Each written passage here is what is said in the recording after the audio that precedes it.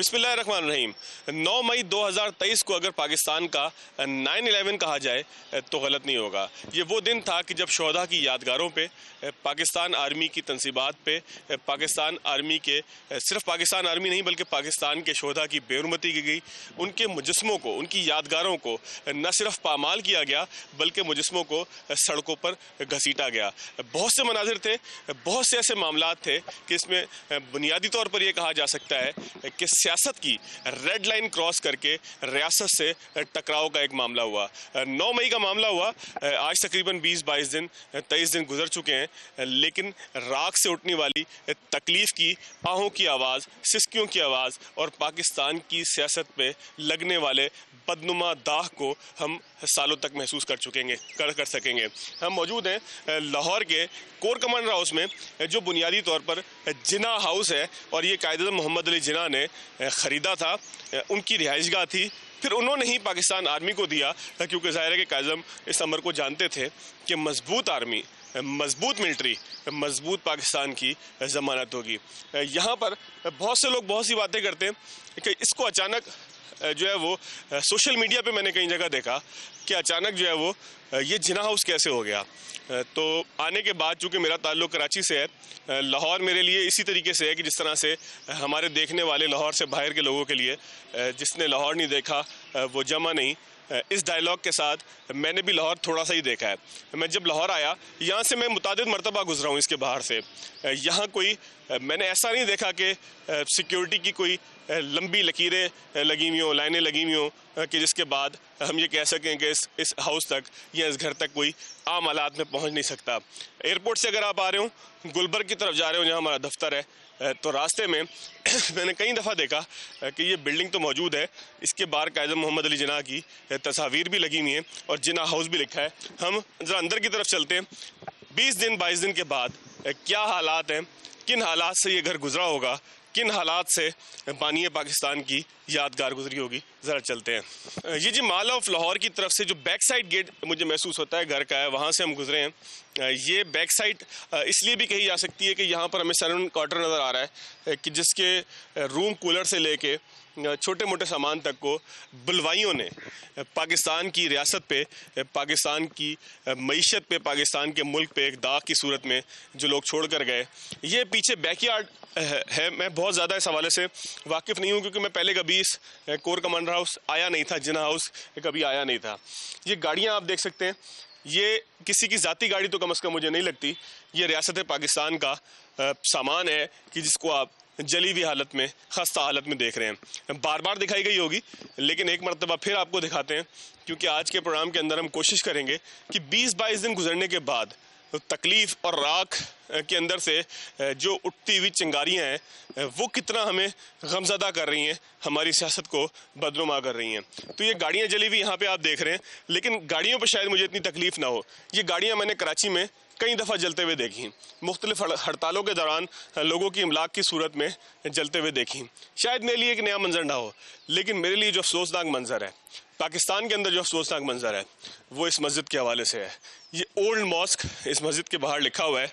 अगर आप इस मस्जिद को देखें तो मुझे सिर्फ ये बता दीजिए, मेरे सवाल का जवाब कोई भी फ़र्द दे दे, पाकिस्तान तहरीक इंसाफ से वाबस्ता कोई कारकुन या उनकी क़यादत में से कोई दे दे कि इस मस्जिद का क्या कसूर था, इसके शीशे क्यों तोड़े गए, क्या यहाँ पर नमाज के अलावा भी कोई काम होता था, क्या यहाँ पर कोई सियासी ट्रेनिंग होती थी, क्या आपके जहन में आया कि आप मस्जिद पे चढ़ दौड़े और आपने इस ओल्ड मॉस्क को, कायदे मोहम्मद अली जिना के घर की इस मॉस्क को जो है वो आपने तहबाला कर दिया।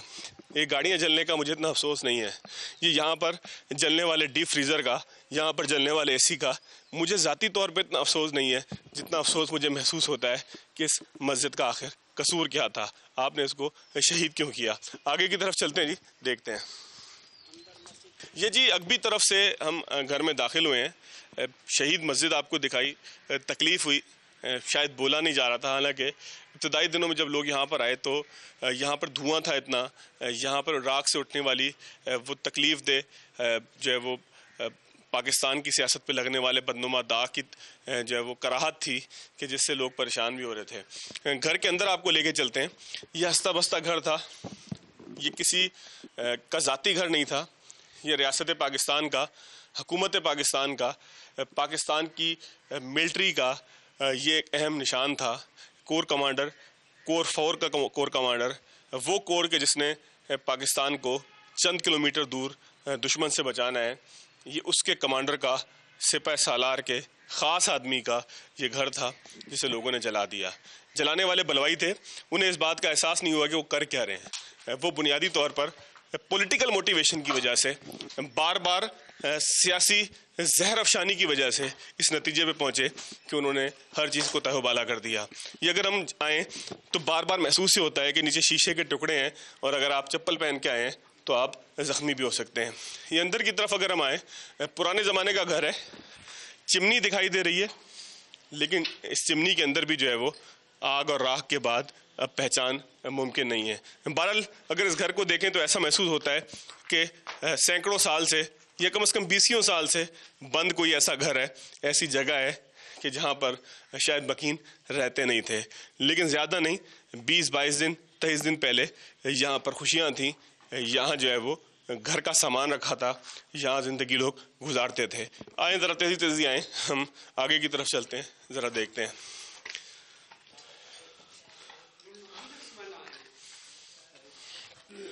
پیچھے آ جائیں۔ یہ جی گھر بتا رہا ہے کہ ہو سکتا ہے کہ وہ اپنے زمانے میں مینٹین تو اچھا ہو، لیکن تھا پرانا ہی، پرانے زمانے کا گھر تھا، کیونکہ یہ تعمیرات کا پرانا انداز ہے کہ جس میں جو ہے وہ اس طرح سے گاٹر ڈالے جاتے تھے۔ یہاں چھوٹا سا ڈریسنگ روم، بیڈ روم، یہ میرا خیال ہے کچھ مارکنگ یہاں پہ کر دی گئی ہے، لیکن آج کے دن تک جلنے والے پنکھے سے لے کے جلنے والے اے سی تک، اور یہاں گھر کے سامان کی مختلف چیزیں نکل رہی ہیں، لیکن ان تمام چیزوں کے اندر اس وقت بھی میں آج کے دن جب آپ پروگرام دیکھیں گے تو ہم نے 2-3 گھنٹے پہلے ریکارڈ کیا ہے، اس وقت تک بھی یہاں سے ایک ایسی اسمیل اٹھ رہی ہے کہ جو اس تعفن زدہ پاکستان کی سیاست کا عکس اپنے اندر لیے بیٹھی ہے، کہ جس کے نتیجے میں ریڈ لائن کے نام پر اس گھر کے جو ہے وہ گھر کے ایک ایک کونے کو تہہ بالا کر دیا گیا۔ یہ مختلف کمرے ہیں، کوئی بھی کمرہ، کوئی بھی راہداری محفوظ نہیں ہے، کوئی بھی جگہ محفوظ نہیں ہے۔ ہر جگہ ایک ہی کہانی ہے کہ بلوائیوں نے کس طرح گھس کے ریاست پاکستان کی علامتوں کو تباہ و برباد کرنے کی کوشش کی۔ یہ جی تہہ بالا ایک ایک چیز نظر آ رہی ہے، ظاہر ہے کہ گھر کا ہر کمرہ ایک ہی کہانی کہہ رہا ہے۔ کوئی ایسی نئی کہانی مجھے نظر نہیں آئی کہ کسی مقام کے اوپر مجھے یہ لگے کہ شاید یہاں پر تباہی کم ہوئی ہے یا اس مقام کو الگ سے بیان کرنا ضروری ہے، کیونکہ ہر مقام کے اوپر، ہر کونے کے اوپر، ہر گوشے کے اوپر یہی محسوس ہوتا ہے کہ بلوائیوں کا ذہن یہی تھا کہ ہر چیز کو تہہ و بالا کر دیں۔ مجھے محسوس ہی ہوتا ہے کہ گھر کا فرنٹ اب یہ ہے۔ اصل میں گھر کی حالت اتنی خستہ اور بری ہو چکی ہے کہ یہ پہچاننا ممکن نہیں ہے کہ فرنٹ کون سا ہے، یعنی کہ داخلی راستے کون سے ہیں، اور ایگزٹ کون سا ہے، خارجی راستے کون سے ہیں۔ بہرحال میرا گمان یہ ہے کہ یہ جو ہے وہ داخلی راستہ ہے، اور خارجی راستہ وہ تھا جہاں سے ہم اس گھر میں داخل ہوئے ہیں۔ ذرا باہر کی طرف چلیں گے، میں نے آپ کو ایک چیز دکھانی ہے جس کے بعد پروگرام کا یہ حصہ اختتام کی جانب جائے گا۔ رضوان جلال صاحب سے بھی ہم بات کریں گے، یہاں موجود تھے اس وقت کہ جب یہ واقعہ ہوا۔ رضوان جلال صاحب ہمارا ایگزیکٹو پروڈیوسر ہیں، میں نے خصوصی درخواست کی تھی کہ رضوان صاحب ضرور تشریف رہیں۔ رضوان صاحب، آپ اس دن یہاں موجود تھے، آپ نے کوریج یہاں پر کی، لیکن جب آپ تشریف لائے تھے یہاں پر، جب آپ اس کے قریب پہنچے تھے، کس اطلاع کے ساتھ پہنچے تھے اور کہاں دیکھا تھا آپ نے؟ بسم اللہ الرحمن الرحیم۔ جب میں پہنچا ہوں، جب یہ حملہ ہوا ہے، یہ بلوائیوں نے حملہ کیا ہے، ایک شخص کی انا کی بھینٹ کے گھر چڑھا ہے، ایک شخص کی انا کے اوپر جو ہے اس گھر کو جلایا گیا ہے۔ جب مجھے پتہ چلا تو میں اپنے آفس سے نیوز سے جب یہاں پہنچا تو میں نے دیکھا کہ لوگ یہاں پہ جو ہے نا وہ آگ لگا رہے ہیں، وہ کوئی پیٹرول، ان کے پاس بوٹلز تھیں، ان سے وہ پھینکتے تھے، آگ لگ جاتی تھی۔ میں نے اپنی آنکھوں سے دیکھا کہ باہر جو عقبی گیٹ ہے اس کو لوگ توڑ رہے ہیں۔ میں نے اس بندے سے بھی پوچھا، میں نے کہا تم یہ کیا کر رہے ہو؟ کہتا ہے انہوں نے فلاں ہمارا جو ایک شخص ہے جس کی انا جو ہے 7ویں آسمان پہ ہے، اس کو جو ہے وہ انہوں نے گرفتار کیا. میں نے کہا انہوں نے تو گرفتار نہیں کیا، اس کے وارنٹ تھے، اس کو گرفتار کیا گیا، لیکن ان کو اس چیز کا اندازہ ہی نہیں تھا کہ وہ کیا کر رہے ہیں. یہ قائد اعظم کا گھر تھا، یہاں قائد اعظم کی اتنی یادگاریں تھیں. میں جس دن آیا یہاں پہ میں نے دیکھا ان کی تصویریں جل رہی ہیں قائد اعظم کی، ان کی جو انٹیک چیزیں یہاں پر پڑی ہوئی تھی وہ جل رہی ہیں، اور بغیر وہ ان کو یہ اندازہ نہیں ہو رہا تھا کہ وہ کیا کر رہے ہیں. یعنی کہ جلانے والے نے یہ نہیں سوچا. رضوان بہت شکریہ. میں چاہ رہا تھا کہ اختتام کی طرف باہر کے کچھ مناظر دکھاؤں، کیونکہ میں جب بھی کراچی سے لاہور آیا تو میں اس سڑک سے ضرور گزرا جو میں نے دیکھی، اور مجھے نہیں پتا تھا کہ یہ کور 4 کے جو کور کمانڈر ہیں یہ ان کا گھر ہے. ظاہر ہے کہ میں اجنبی ہوں یہاں پہ، لیکن میں نے قائد محمد علی جناح کی جب تصویروں کو دیکھا تو مجھے تکلیف بڑی ہوئی. ایک لمحے کو میں چاہوں گا کہ اس پارٹ کے اختتام سے پہلے کچھ لوگوں سے گفتگو کرنے سے پہلے آپ کو وہ ضرور دکھا دوں. یہ گھر کا جو ایک ایسا راستہ ہے کہ جس کو فرنٹ گیٹ بھی کہہ سکتے ہیں، لیکن مجھے بتایا گیا ہے کہ یہ استعمال نہیں ہوتا تھا انٹرنس کے لیے. لیکن یہ وہ سڑک ہے، ذرا دکھائیے گا کہ جہاں سے جب آپ ایئرپورٹ سے آ رہے ہوں اور آپ نے شہر کی طرف یا گلبرگ کی طرف جانا ہو تو یہ عام سا ایک راستہ ہے، کوئی ایسا کچھ چھپی ہوئی مقام نہیں ہے کہ اس کو پتہ نہ ہو. اور یہ تختی میں یقین سے کہہ سکتا ہوں، 100% یقین سے کہہ سکتا ہوں کہ یہ 20 دن پہلے تو نہیں لگائی گئی. یہ ہو سکتا ہے سال پہلے، 2 سال پہلے، 5 سال پہلے، 50 سال پہلے لگی ہو، لیکن یہ نہیں ہو سکتا کہ 9 مئی کے واقعات کے بعد لگائی گئی ہو. جناح ہاؤس یہاں پر مین روڈ کے اوپر، میں نے آپ کو مین روڈ دکھایا جہاں سے میں متعدد مرتبہ گزرا. یہ جناح ہاؤس میں نے یہاں پر بڑے آرام سے لکھ کے دیکھا، اور بھی اس کے دوسری جانب بھی مین گیٹ کی طرف بھی لکھا ہوا ہے. یعنی کہ جو لوگ لاہور میں رہنے والے ہیں انہیں بخوبی پتہ ہے کہ آخر وہ کہاں جا رہے ہیں، کس کے گھر پہ جا رہے ہیں، کس کے گھر کو تباہ و برباد کرنے جا رہے ہیں، اور وہ جو گھر ہے وہ کس کے نام سے منسوب ہے، وہاں کون رہتا ہے، اس کی بھی اہمیت اپنی جگہ ہے. لیکن یہ گھر تھا کس کا، یہ سب سے اہم ہے. اس سے آگے آئیں، جس چیز نے مجھے اس جگہ پر پروگرام کے وقت آتے ہی سب سے تکلیف کے اندر مبتلا کیا، حالانکہ میں کچھ اور سوچ کے آیا تھا کہ کچھ لوگوں سے بات کریں گے، کچھ اور چیزیں کریں گے. جس چیز نے مجھے تکلیف میں مبتلا کیا، یہاں پہ قائد اعظم محمد علی جناح اینڈ لیاقت علی خان، پاکستان کے پہلے وزیر اعظم، ارائیونگ لندن 30 دسمبر 19. آگے شیشہ ہے، میں ہاتھ لگاؤں گا کٹ بھی سکتا ہے. اس تصویر کا کیا قصور تھا مجھے بتائیے. آپ کو تکلیف تھی، آپ کو نظر آ رہا تھا، آپ کو نہیں پتا تھا کہ جناح ہاؤس سے چلیں جس طرح سے اس دلیل کو مان لیا جائے، لیکن اس تصویر نے آپ کا کیا بگاڑا تھا. آخر اس تصویر کے اندر قائد محمد علی جناح کو شاید ہی پاکستان میں رہنے والا کوئی شخص، شاید نہیں بلکہ ناممکن ہے کہ کوئی نہ پہچانتا ہو. نوٹ پہ ان کی تصویر لگی ہے، آپ کے گھر میں، بازار میں، گلی کوچے کے اندر قائد محمد علی جناح کی تصاویر لگی ہیں. کیا کوئی پاکستان میں ایسا شخص ہے جو یہ دعویٰ کرے کہ میں قائد محمد علی جناح کو نہیں جانتا، جس کی تصویر کا یہ حشر کیا گیا؟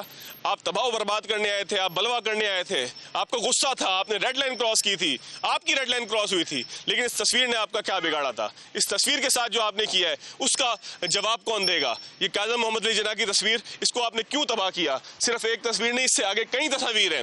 اس طرح کے بہت سے بورڈ آپ کو نظر آئیں گے. میرے لہجے کے اندر تلخی ایسے نہیں ہوتی، میں نے ان تصاویر کی بے حرمتی دیکھی ہے. قائد کی تصویر کو ڈنڈے مار مار کے آپ نے توڑا ہے. آپ کو شرم آنی چاہیے. آپ پاکستانی کہلانے کے، اس قوم کے باشندے کہلانے کے لائق نہیں ہیں. ایک بریک لیں گے، بریک کے بعد آگے کی طرف چلیں گے.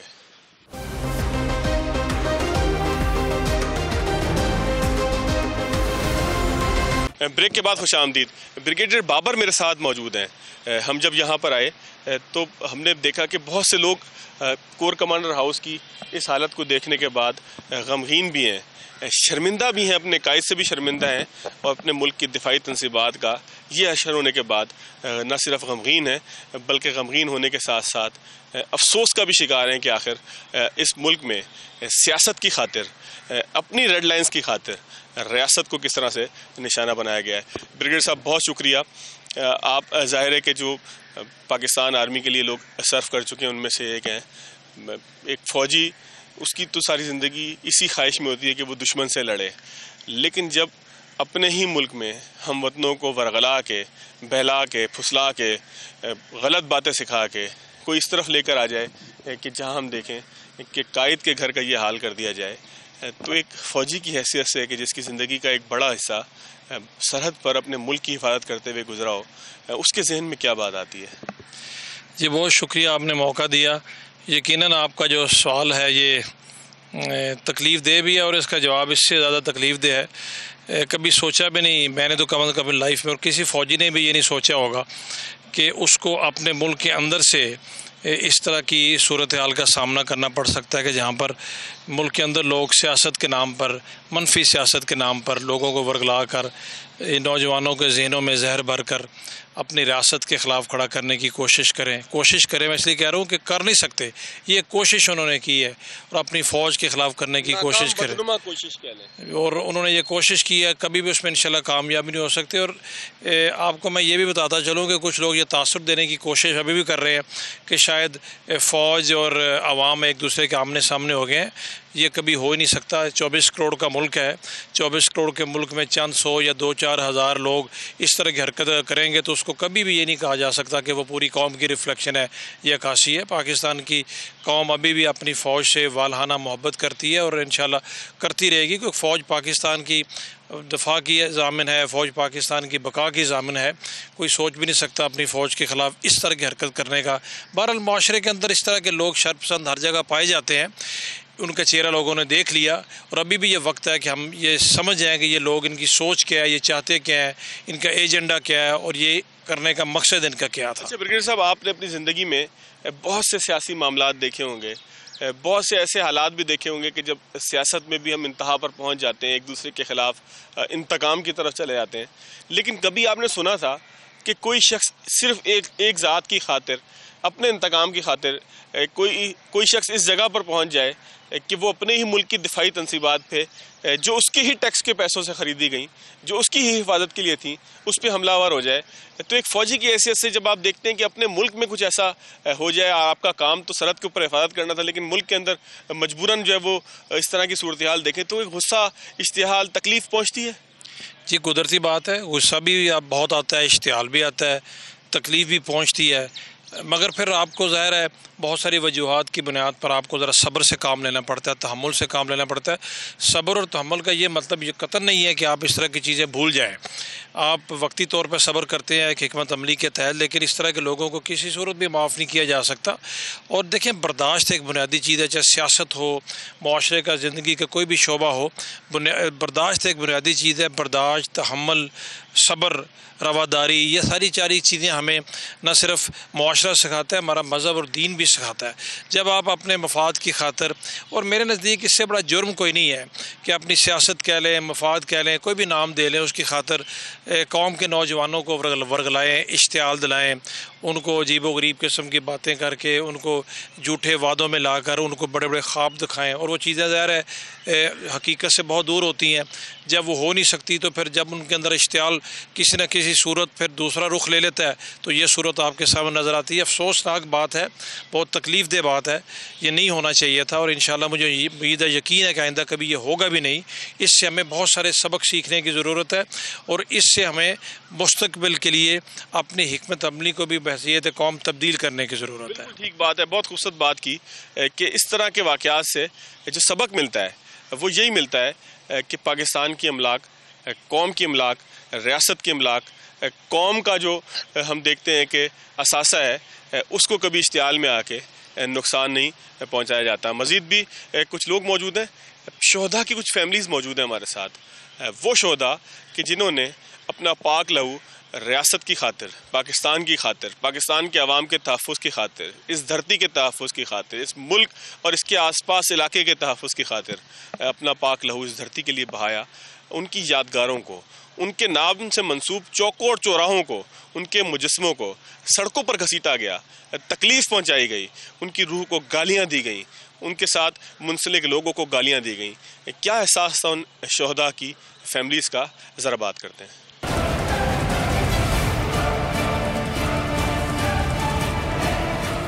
میرے ساتھ ایک شہید کے والد، شہید کے وارث تو ظاہر ہے کہ بحیثیت قوم ہم شہید کے وارث ہیں، لیکن یہ شہید کے والد ہیں۔ انہیں فخر ہے کہ ان کے بیٹے نے پاک دھرتی کی خاطر قربانی دی، پاک دھرتی نہیں بلکہ میرے اور آپ کی خاطر قربانی دی۔ وضاحت بہت ضروری ہے، ہم بھی تکلیف میں ہیں، ہمیں بھی تکلیف ہے، لیکن ہم سے زیادہ تکلیف تو شاید ان وارثین کی ہے، ان شہداء کے وارثین کی ہے کہ جن کے لخت جگر بھی ان سے بچھڑ گئے، لیکن پیچھے بچ جانے والوں نے یہ حال کیا کہ ان کی یادگاروں کو سڑکوں پہ گھسیٹا اور انہیں غلط الفاظ سے یاد کیا. سر بہت شکریہ, میرا سلام آپ قبول کیجئے. آپ کو اس نازک موضوع کے اوپر میں نے بات کے لیے زحمت دی. ظاہر ہے کہ تکلیف ہمیں بھی ہے, بہت زیادہ ہے, لیکن آپ کی تکلیف سے شاید کم ہی ہو کہ آپ کی جوان اولاد اس ملک پہ قربان ہوئی. کس طرح سے کیپٹن صاحب شہید ہوئے تھے, کچھ اگر تھوڑا سا بیک گراؤنڈ بھی آپ بتائیں, اور پھر ہم واقعے کی طرف بھی آئیں گے 9 مئی کے. Thank you very much. پہلے تو آپ کے بڑے اچھے آپ نے الفاظ استعمال کیے. تو فیلنگس اصل میں جو آپ کی ہیں اس کو ملٹیپلائی کر لیں جو شہداء کے ورثاء ہیں ان کے ساتھ. اب سلمان, کیپٹن سلمان جو ہیں وہ میرے اکلوتے بیٹے 2013 میں 14 مئی 2013 کو وہ شہادت کے رتبے پہ فائز ہوئے, اور ہماری اسی قوم کے لیے, جس قوم کے بچوں نے ان کے مونومنٹس, ان کی یادگاروں کو رینسیک کیا, انہی کے لیے انہوں نے اپنی جان دی. اور اس سلمان کی طرح کے ہزاروں بچے اور جنہوں نے اپنے گھروں کو اجاڑ کر اس گھر کو آباد کرنے کے لیے اپنا خون دیا, تو اس کا رزلٹ ہمارے سامنے جو ہے وہ فیلنگز ایکسپلین نہیں میں کر سکتا کہ 9 مئی کو جس طرح کے واقعات رونما ہوئے, جو سوشل میڈیا پہ وائرل ہوئے, وہ دیکھ کے تو وہ ہمیں ایسے لگ رہا تھا کہ ہمارے بچوں کا خون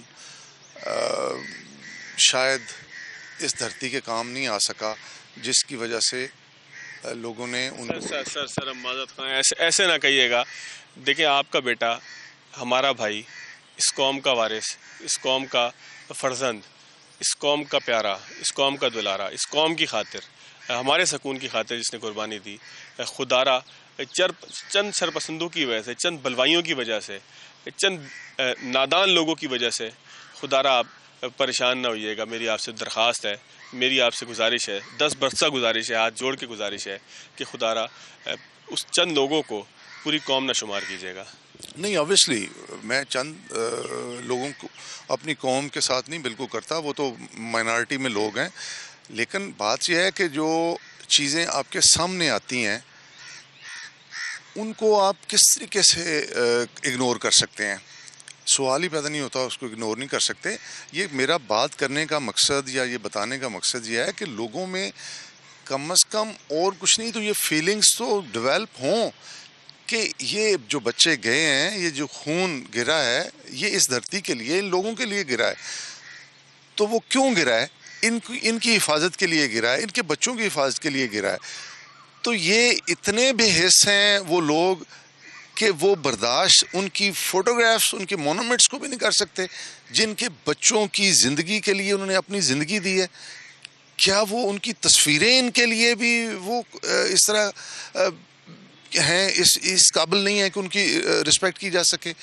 میرا مقصد صرف ان لوگوں کو بتانا ہے کہ یہ قوم پہلے بھی پاک آرمی کے ساتھ تھی, اب بھی پاک آرمی کے ساتھ ہے, اور آئندہ بھی رہے گی.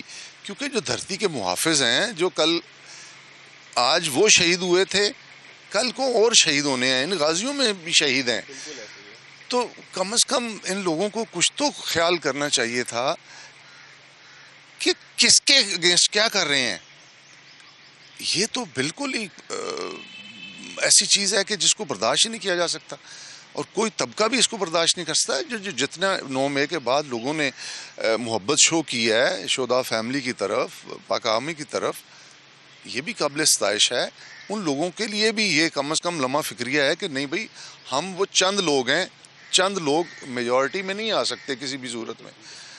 تو بہت شکریہ آپ کا, جزاک اللہ. اللہ تعالیٰ آپ کو خوش رکھے, آپ کے بیٹے کے طفیل ہم سب کے اوپر رحم کی بارش فرمائے.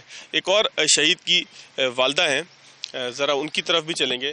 ایک شہید کی والدہ, میری ماں کی جگہ, اس قوم کے تمام نوجوانوں کے بیٹوں کی ماں کی جگہ, ایک ماں کے کیا جذبات ہیں. ایک باپ کے جذبات تو آپ نے سنے کہ جس کے بیٹے کو دشمن سے لڑتے ہوئے سینے پہ تمغہ ملا, سینے پہ اس نے گولی کھائی, اس کا خون پاک دھرتی کی خاطر بہا. ایک ماں بھی میرے ساتھ موجود ہے. ظاہر ہے کہ جو ماں کے جذبات ہوتے ہیں, جس نے بچے کو بچپن سے لے کے, گود سے لے کے کفن پہنانے تک, سارے مراحل کے اندر ایک ایک قدم کے اوپر، ایک ایک معاملے کے اوپر اس کا ساتھ دیا، وہ آج میرے ساتھ کھڑی ہے۔ ایک تکلیف کی صورت ہے، میں نے جس طرح سے پہلے بھی کہا کہ اس گھر کے اندر جو راکھ موجود ہے وہ راکھ ٹھنڈی ضرور ہو چکی ہے، لیکن اس کے اندر سے تکلیف کی چیخیں، تکلیف کی سسکیاں ضرور آ رہی ہیں جو سیاست کے بدنما داغ کو مزید نمایاں کر رہی ہیں۔ بہت شکریہ آپ نے زحمت کی، میرے پاس الفاظ نہیں ہیں کہ میں آپ کا کس طرح شکریہ ادا کروں، لیکن یہ فرمائیے گا کہ جو آپ کے فرزند تھے، اس قوم کا فخر تھے، کس طرح سے وہ جنت کے راستے کے راہی بنے؟ میرا بیٹا لیفٹیننٹ ناصر حسین خالد سلہریہ شہید، انہوں نے 2016 میں FSC کی اور کمیشن پاس کیا، اور ماشاءاللہ بہت اچھے گریڈز میں کمیشن پاس کیا، اور وہاں سے پھر ان کی سلیکشن آسٹریلیا کے لیے ہو گئی، اور آسٹریلیا رائل ملٹری کالج میں انہوں نے 2 سال وہاں پہ اپنی بھرپور ٹریننگ کی، اور وہاں سے ماشاءاللہ A+ انہوں نے گریڈز لیے، اتنے اچھے لیے کہ یہاں پر ہر یونٹ کا خیال تھا کہ ناصر جو ہے میرے پاس آئے۔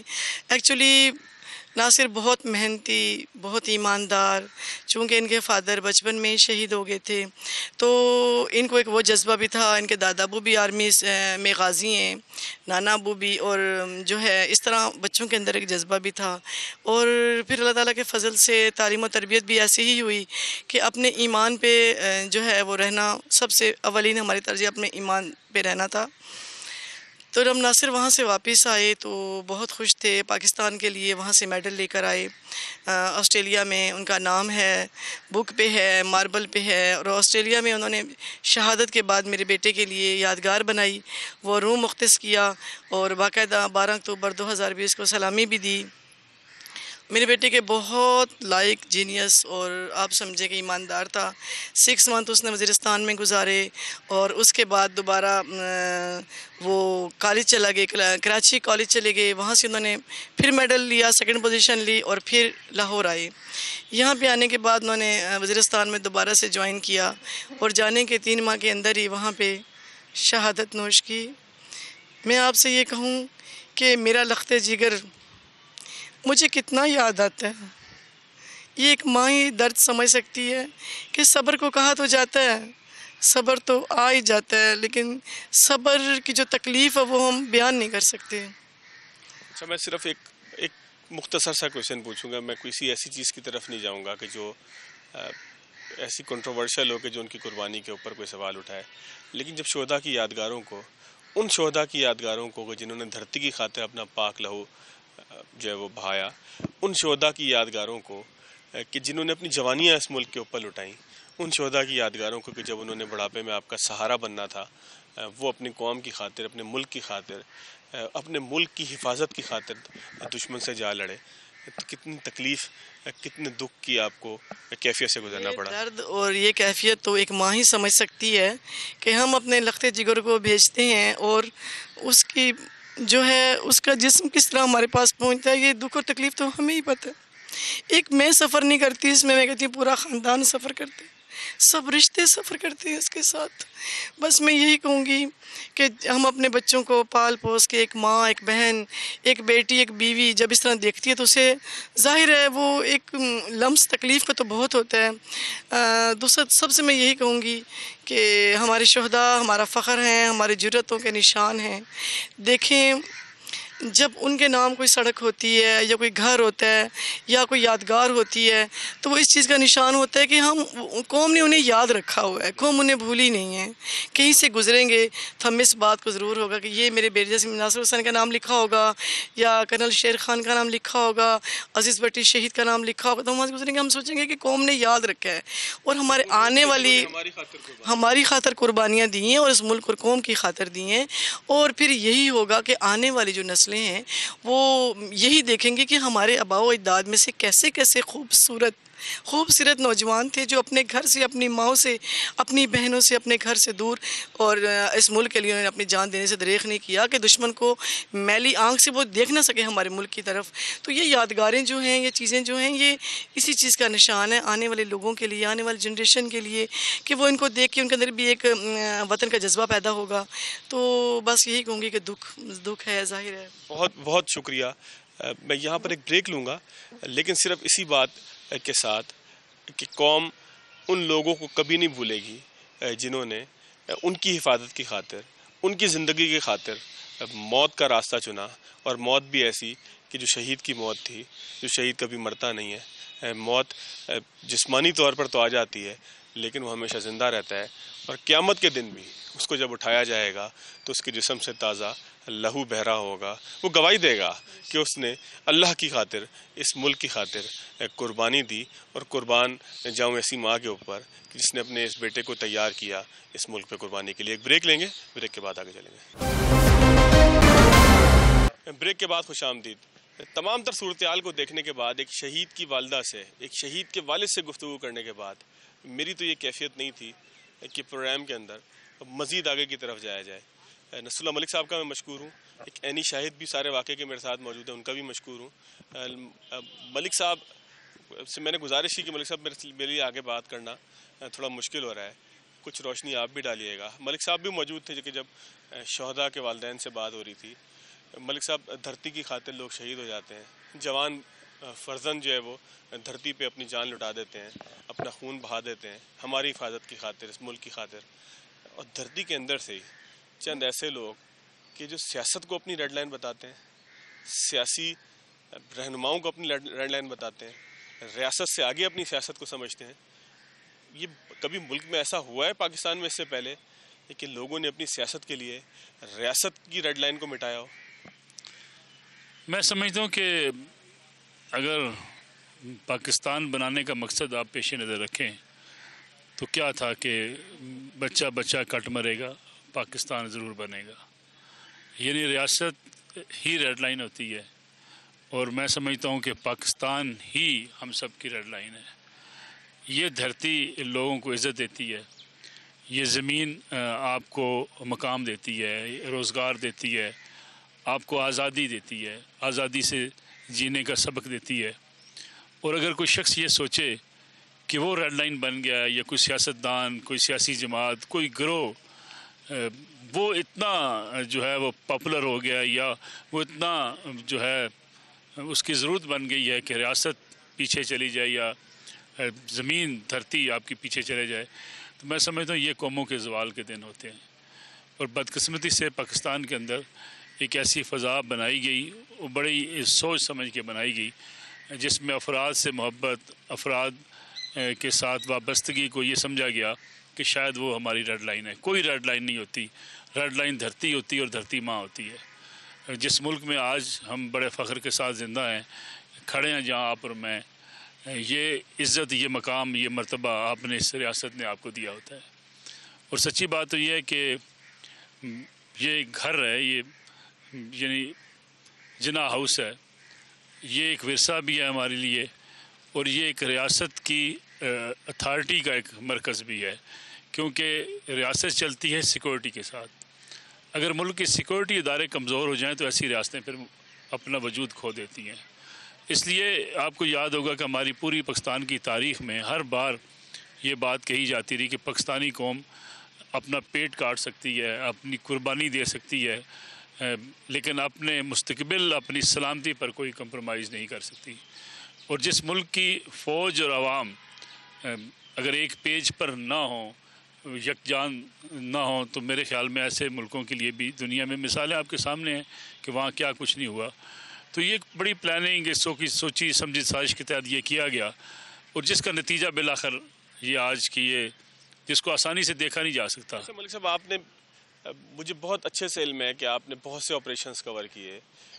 آپ نے، جب آپ ایئر وے کے ساتھ منسلک تھے، زلزلہ کور کیا جس کے اندر آپ نے لوگوں کو تڑپتے ہوئے دیکھا، لوگوں کے گھر بار تباہ ہوتے ہوئے دیکھے، آپ نے کئی پاکستان کے اوپر نیم جنگ کے ماحول کو بھی دیکھا۔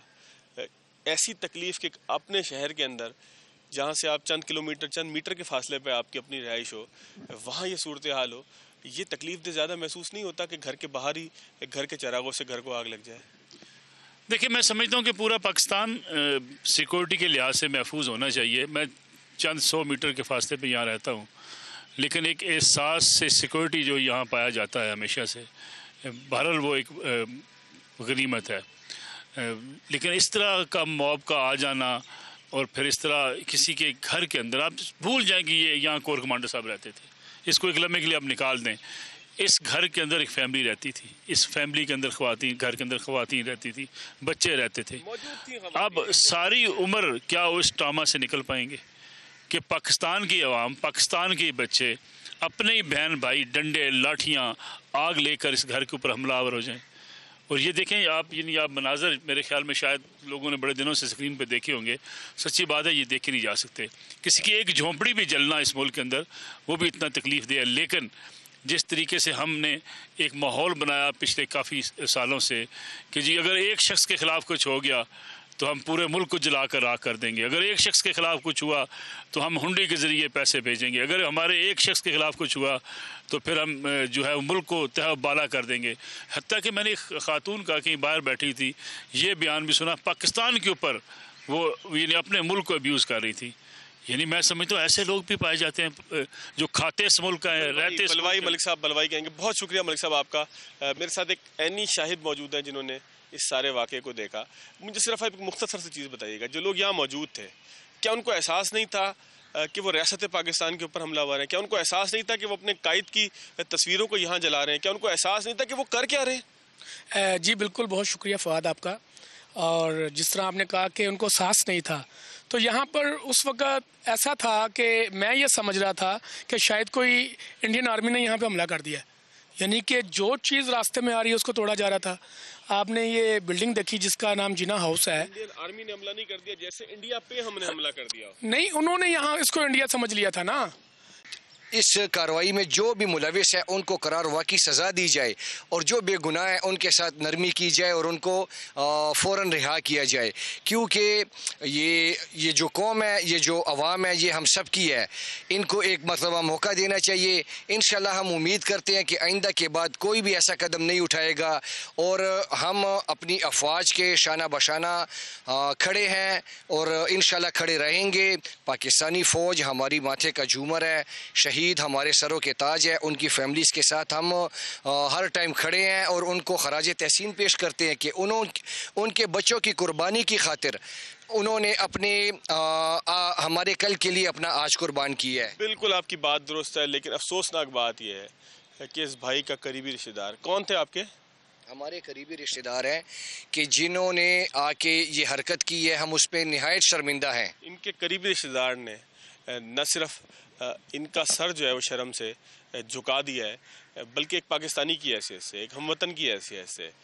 میرے ہم وطن نے سب کچھ کیا اپنی سیاست کے لیے، اپنی کیا کسی ایک فرد کی سیاست کے لیے. ریاست کے اصولوں کو، ریاست کی تنصیبات کو، ریاست کی نشانیوں کو، ریاست کی حفاظت کے نشان کو نقصان پہنچانے کی کوشش کی. قابل مذمت بھی ہے، قابل افسوس بھی ہے، قابل گرفت بھی ہے ان لوگوں کے لیے کہ جنہوں نے یہ سب کچھ کیا. اجازت دیجیے گا. اللہ حافظ.